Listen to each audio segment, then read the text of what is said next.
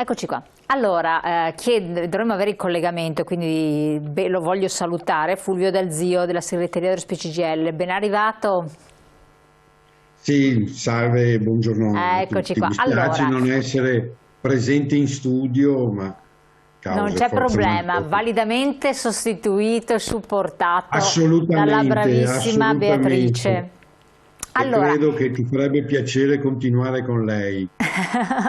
no, no, no, meglio integrare così non la distruggiamo, che abbiamo infatti abbiamo parlato molti argomenti molto interessanti. Allora, lo SPCGIL si colloca nella manifestazione degli antifascismi come? Abbiamo parlato già con gli studenti medi e voi invece che apporto, come vi ponete insomma?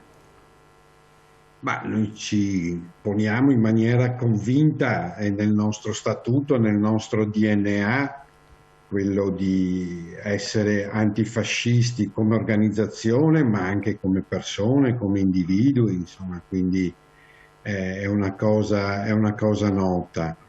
E mi preme sottolineare, esprimo anche un'opinione personale, se vuoi, cosa significa per me essere antifascista, che non è un retaggio del passato, ovviamente significa essere contro un regime autoritario, totalitario che ha condotto l'Italia al disastro della guerra, un paese invaso da tutte le nazioni del mondo, da tutte le razze, insomma, una situazione assolutamente disastrosa. Essere antifascisti significa per me essere portatore di valori sanciti dalla nostra Costituzione, che sono valori, il valore della libertà, della solidarietà, della democrazia, della giustizia sociale, insomma, tutti i valori iscritti nella nostra Carta Costituzionale che è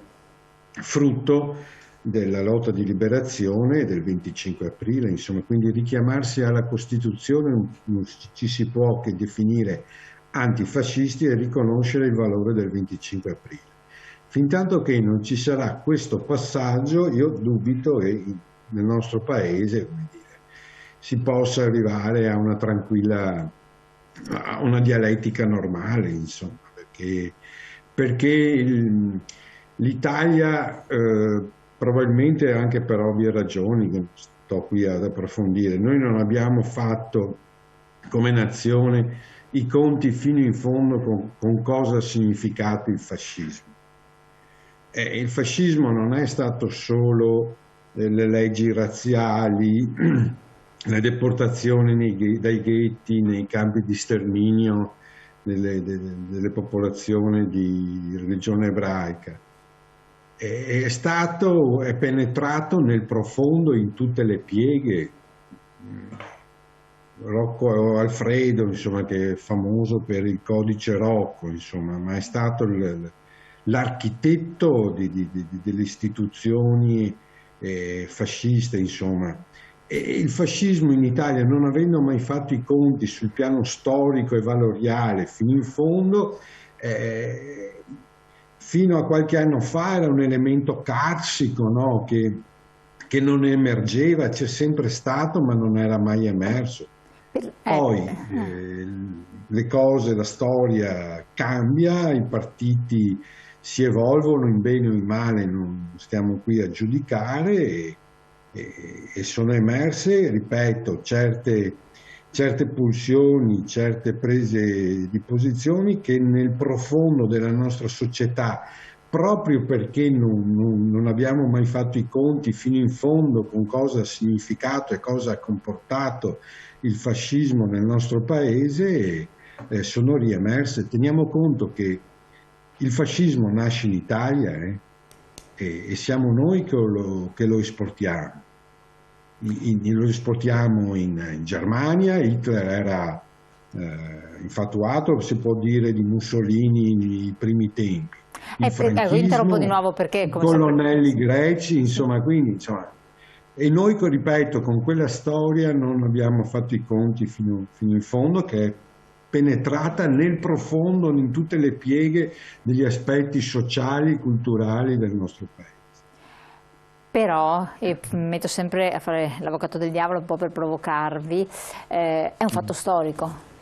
Permane, No, permane un fatto storico, o per voi no, non permane è un così fatto assolutamente? storico, però siccome ripeto, quando io dico che per me essere antifascista significa sostenere tutti i giorni valori come la solidarietà, la giustizia sociale, l'uguaglianza, la libertà, la democrazia.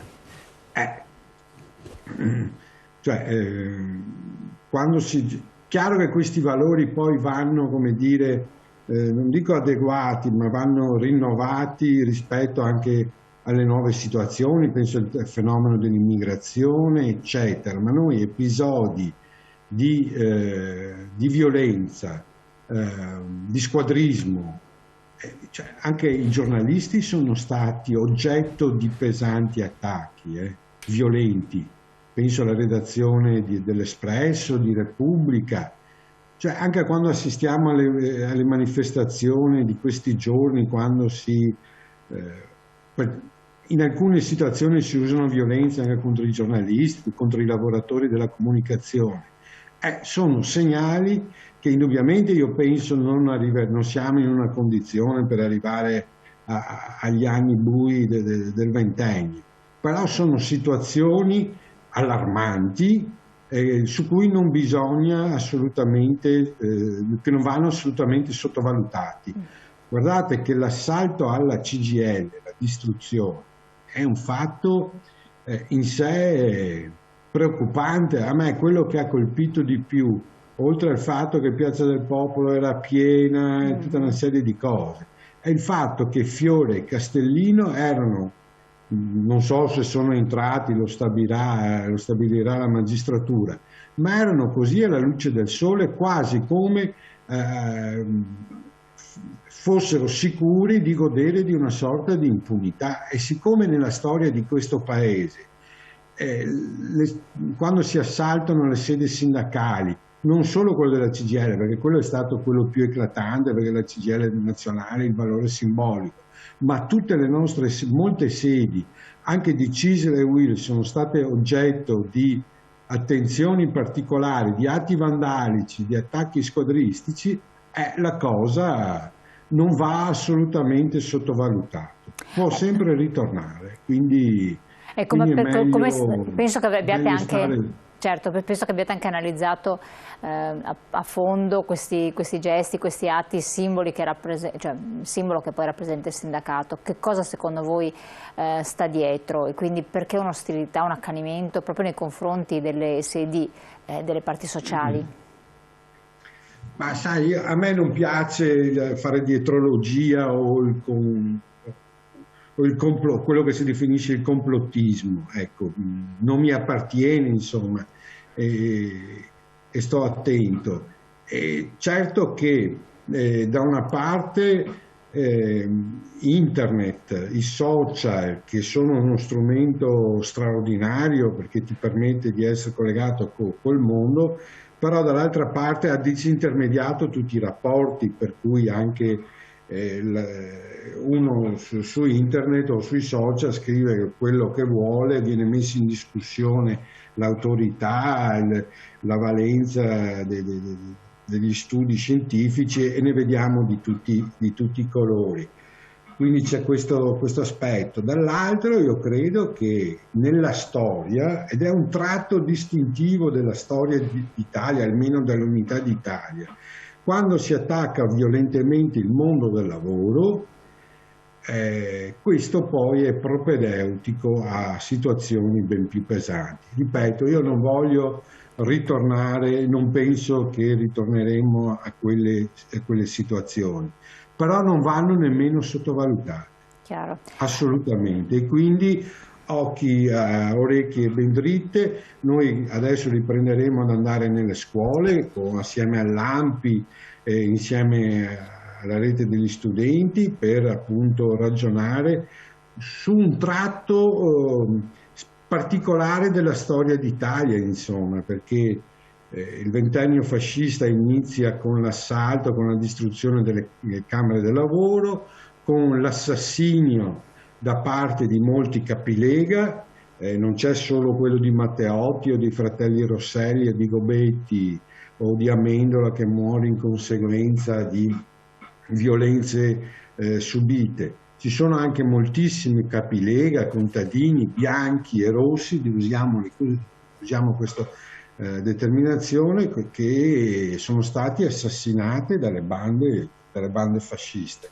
E poi c'è una storia anche nel dopoguerra, insomma, perché noi, insomma, certi tentativi di colpi di Stato, insomma, non sono frutto di fantasie.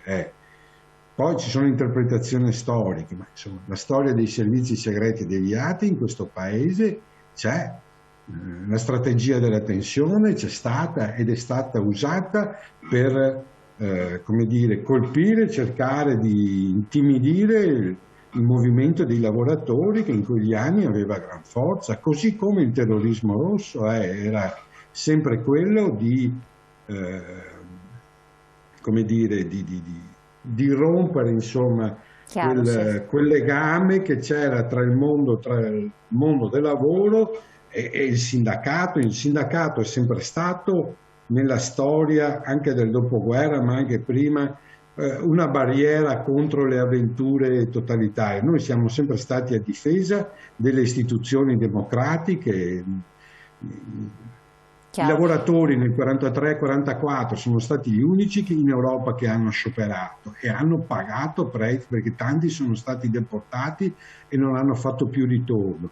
Quindi la Repubblica la sentiamo nostra, la Costituzione la sentiamo nostra, e quindi noi ci siamo sempre messi a difesa delle istituzioni democratiche, questo ci viene riconosciuto, anche perché siamo consapevoli e convinti che solo in un processo democratico le istanze dei lavoratori e dei pensionati possono trovare, come dire, avere spazio e trovare soddisfazione.